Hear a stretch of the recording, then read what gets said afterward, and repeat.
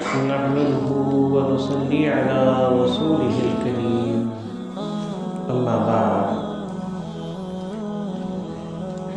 حضرات سامعین کرام، یہ پوری کائنات اور اس کے اندر تغیر و تبدل اور اس کے اندر تبدیلیاں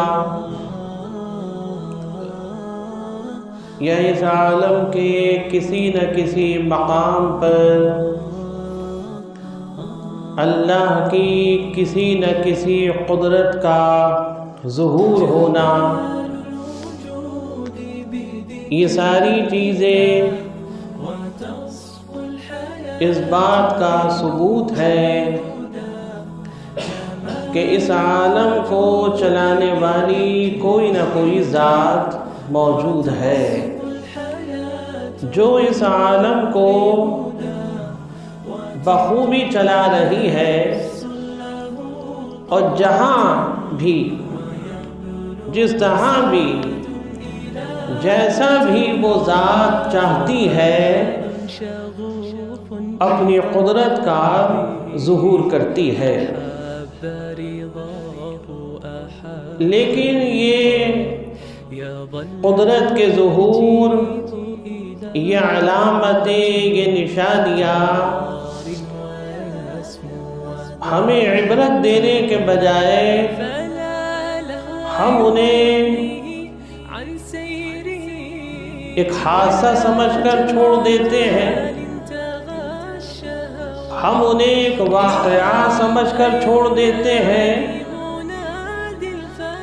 ہم انہیں ایک سانحہ سمجھ کر چھوڑ دیتے ہیں، یا بدقسمتی کہہ کر چھوڑ دیتے ہیں، یا اللہ کا حکم کہہ کر چھوڑ دیتے ہیں۔ لیکن اس کے علاوہ ہم اس سے جو واقعی میں عبرت حاصل کرنا چاہیے وہ نہیں لیتے۔ حال فی الحال کا ہی واقعہ ہے دل دہلانے والا، ترکی کا اور سیریا کا۔ یہ اللہ کی کتنی بڑی قدرت دیکھیے کہ کتنی کم مدت ہوتی ہے اس زلزلے کی، اور ایسی تباہی مچا کر جاتا ہے، ایسی زبردست تباہی وہ زلزلہ مچا کر جاتا ہے کہ لاکھوں جانیں ہلاک ہو گئی،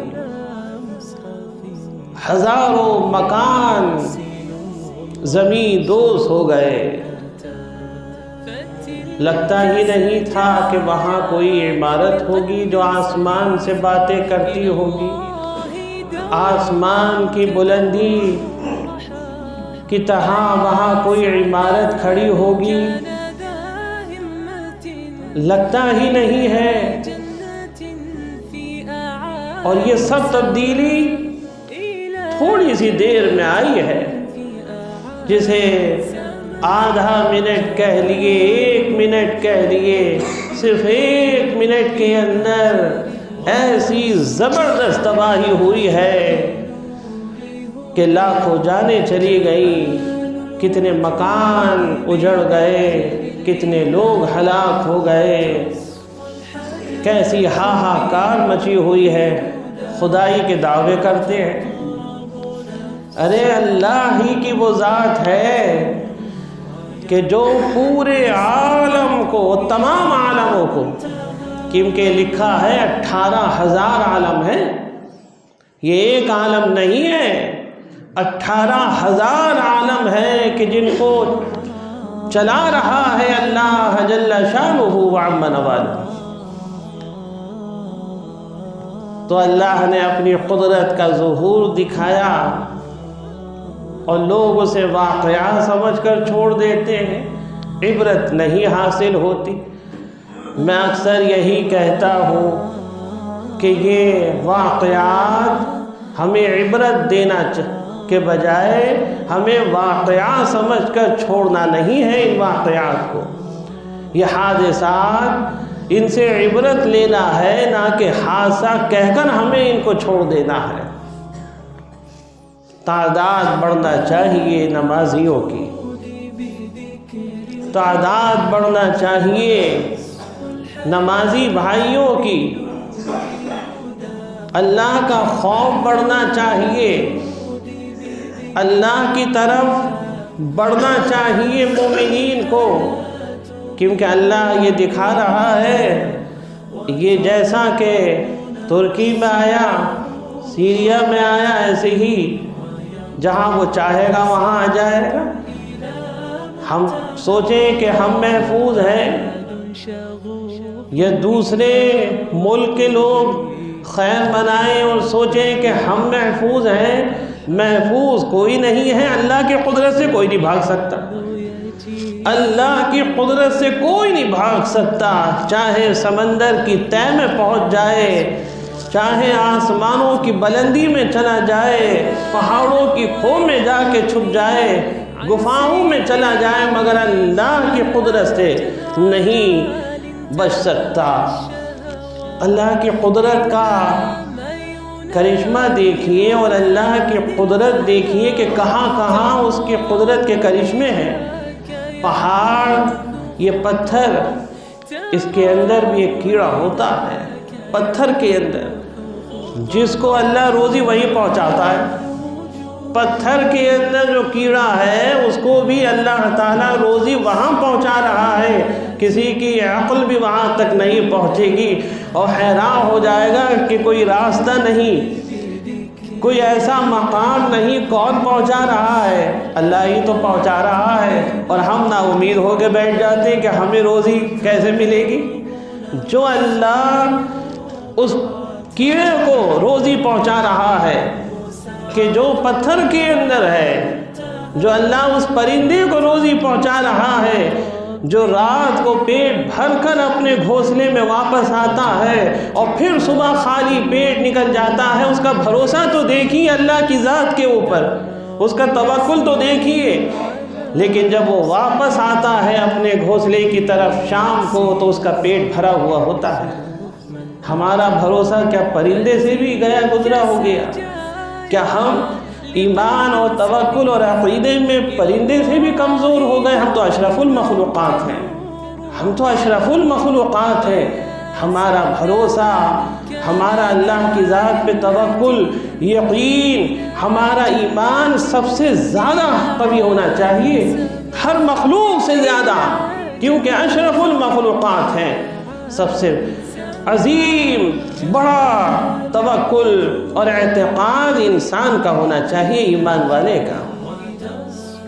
تو اللہ تبارک و تعالیٰ کا یہ کرشمہ ہوا، یہ اس کی قدرت کے ظہور ہوئے کہ اس نے اس انداز سے لوگوں کے سامنے اپنی قدرت کو ظاہر کیا ہے کہ لوگ اسے پہچانیں، لوگ اسے پہچان کر اس کو مانیں، اس کی طرف بڑھیں، جھکیں اس کے دربار میں، نہ کہ بھاگتے رہیں اور واقعات اور قصے اور کہانیاں کہہ کر انہیں چھوڑ دیں۔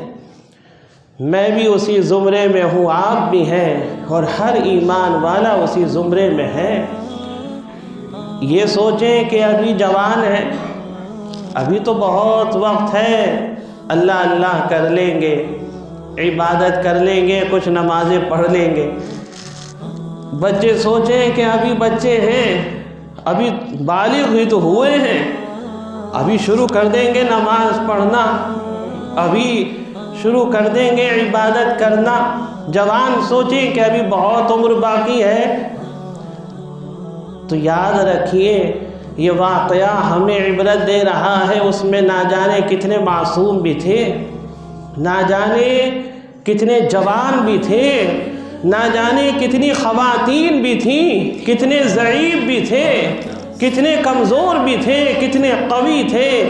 ان میں سے ہر ایک کا کیا سوچنے کا نظریہ ہوگا، کیا اس کا انداز ہوگا زندگی گزارنے کا، کیا عقل ہوگی۔ اور جس وقت یہ واقعہ ہوا اس وقت بھی کوئی دنیاوی باتیں کر رہا ہوگا، کوئی اپنے لہو و لعب کے اندر مشغول ہوگا، کوئی اللہ کی نافرمانی میں ہوگا اور کوئی ایسا بھی خوش نصیب ہوگا کہ جو شاید اللہ کو یاد کر رہا ہوگا، اس کی خوش نصیبی اچانک اللہ کا حکم آیا اور سب دنیا سے رخصت ہو گئے، اس انداز سے یہ واقعہ ہوا اور سب ہلاک ہو گئے۔ تو یہ مت سوچئے جو لمحہ مل رہا ہے غنیمت سمجھیے، آگے کے لمحوں کی کوئی گارنٹی نہیں ہے۔ اب جو مل رہا ہے، اب جو ہمارے پاس وقت ہے، اس کو غنیمت سمجھیے، نہیں معلوم کہ اب آنے والے جو لمحے ہوں گے وہ نصیب ہوں گے بھی یا نہیں ہوں گے، آنے والی شام ہمیں نصیب ہوگی بھی یا نہیں ہوگی، آنے والا دن ہمیں نصیب ہوگا بھی یا نہیں ہوگا، آنے والا زمانہ ہمیں نصیب ہوگا بھی یا نہیں ہوگا۔